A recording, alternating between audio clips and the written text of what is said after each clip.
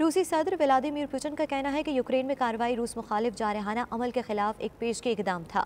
उन्होंने यूक्रेन वार का जिम्मेदार मगरब को करार दे दिया।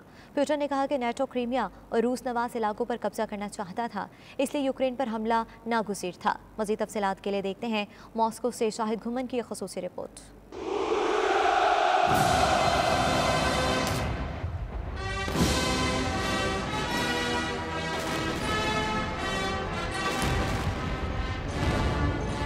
दूसरी जंग अजीम में नाजी जर्मनी को रूस के हाथों इबरतनाक शिकस्त के 70 साल मुकम्मल। मॉस्को में शानदार परेड का एहतमाम किया गया। विक्ट्री डे पर रूस ने अस्करी ताकत का भरपूर मुजाहिरा किया। विक्ट्री डे पर रूसी सदर की तकरीर पर सारी दुनिया की नजरें थीं। पुतिन ने पहले नाजी जर्मनी को शिकस्त देने वाले रूसी फौजियों को खराज तहसीन पेश किया। यूक्रेन पर हमले की वजूहात का जिक्र करते हुए पुतिन ने बराह रास्त इल्जाम नेटो पर लगाया। उनका कहना था कि नेटो क्रीमिया और रूस नवाज इलाकों पर कब्जा करना चाहता था। यूक्रेन पर हमला नागुज़ीर था। यौम फतह परेड से खिताब में पुतिन ने इंकशाफ किया कि डॉनबास में हमारी तारीखी जमीनों बाशमूल क्रीमिया पर हमला करने की मुकम्मल तैयारियां थी। हम किसी भी सूरत 1940 की सोवियत क़यादत की गलतियों को नहीं दोहराना चाहते। उन्होंने मजीद कहा कि जंग अजीम दोम से पहले जर्मनी को मुतमईन करने की कोशिश एक गलती साबित हुई, जिसकी हमारे लोगों को भारी कीमत अदा करना पड़ी। हम दूसरी बार ये गलती नहीं करेंगे। हमें ऐसा करने का कोई हक नहीं है। डॉनबास और लुहांस्क की आज़ादी तक ऑपरेशन जारी रहेगा।